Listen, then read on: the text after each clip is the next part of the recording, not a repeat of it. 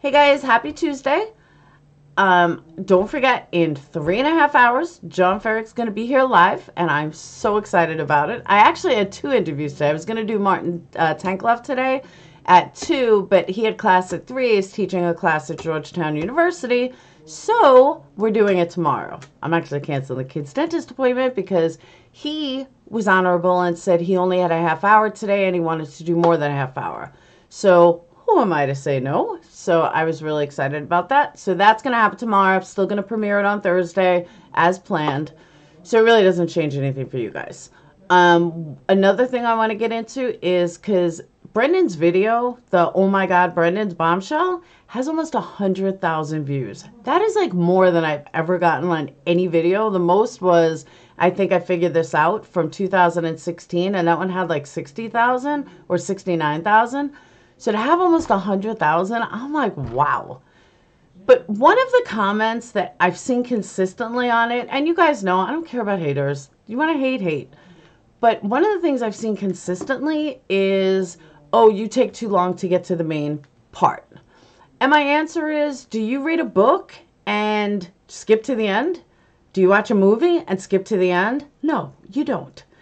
You take time.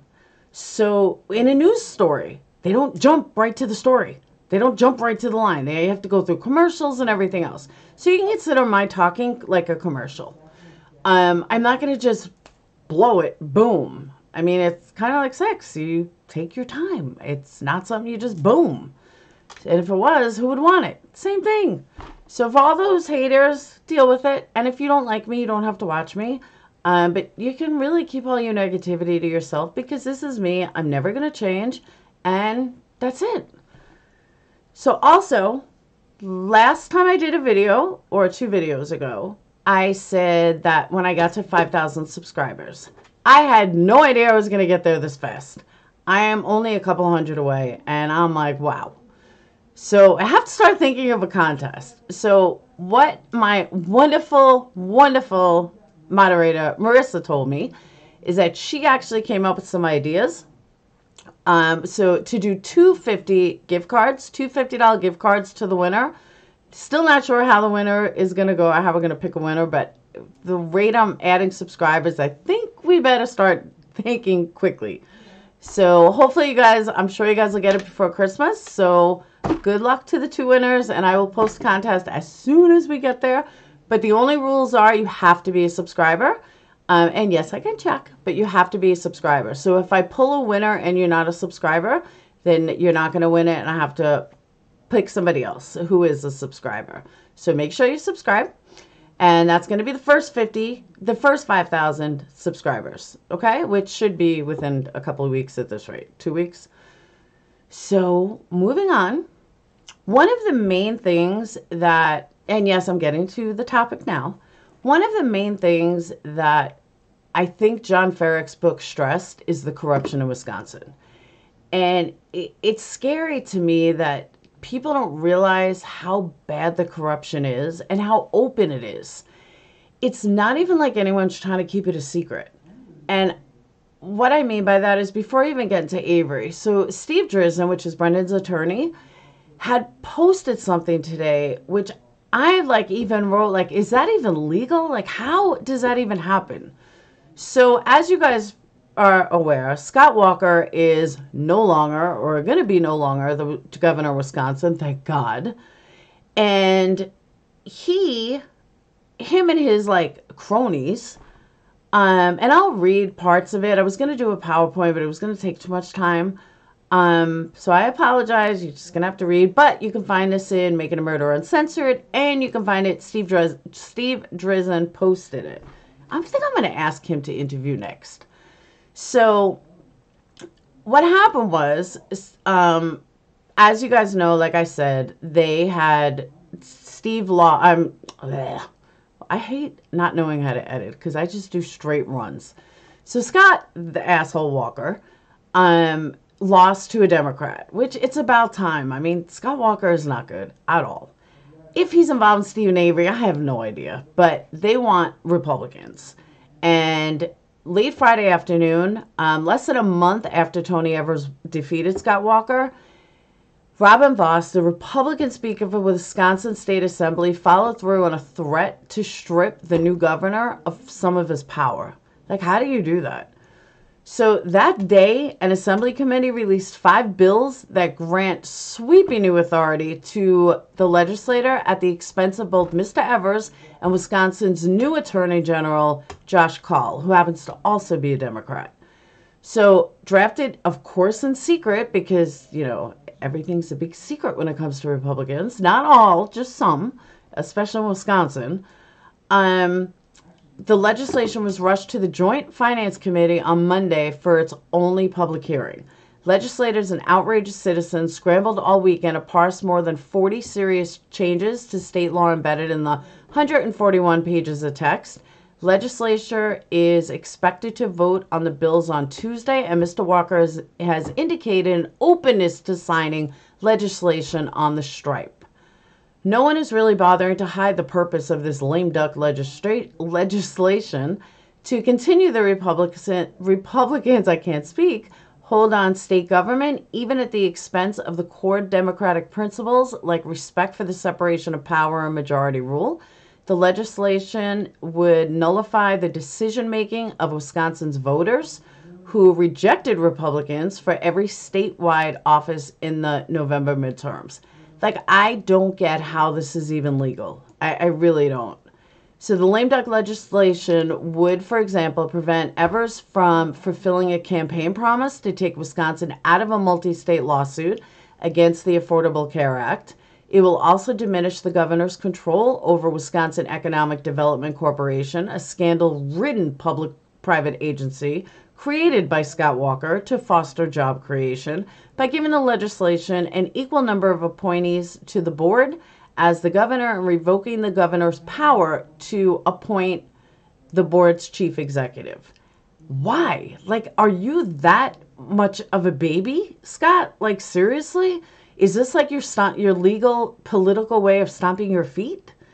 That's ridiculous.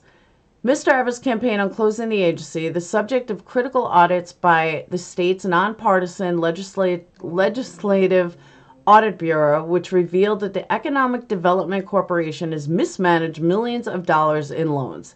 The agency has attracted controversy after leading the effort to entice Foxconn, the Taiwanese, I can't believe I can't talk today, electronics manufacturing contractor, to build its first American plant, Wisconsin, at a cost to taxpayers now reaching more than $4.5 billion in subsidies. The lame duck legislation will also weaken the Attorney General's office by eliminating the Solicitor General office in the State Department of Justice, and it will take away the Attorney General's power to determine how to spend settlement winnings and give that power to the legislature. The bill also gives the legislature the right to effectively act as its own attorney general by granting the Joint Committee on Legislative Organization the power to hire its own special counsel if it determines it is in the interest of the state to do so.